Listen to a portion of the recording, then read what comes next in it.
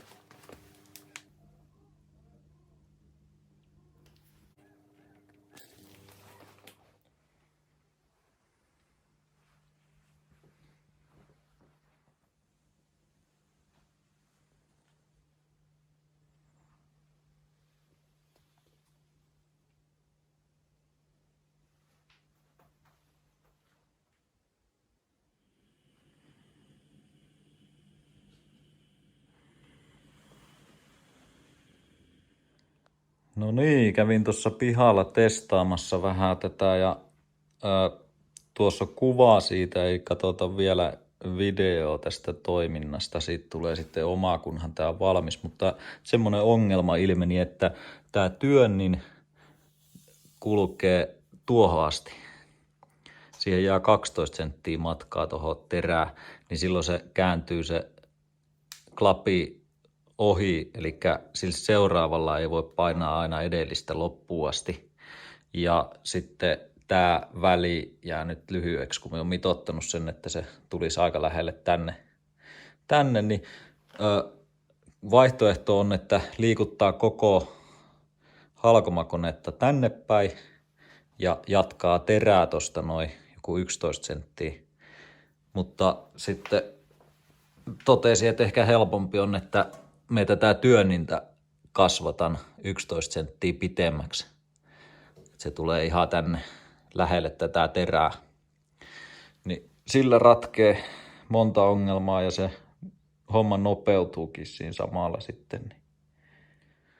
Mut kiitti, kun oot jaksanut katsoa tänne asti tämän videon, niin palataan seuraavalla videolla sitten testin merkeissä. Tehdään tuonne pieni korjaus tonne noin ja katsotaan sitten, miten se käytännössä toimii. Meillä on tuossa 6 tukkia nyt jonkun verran testiä varten haettu, niin morjes.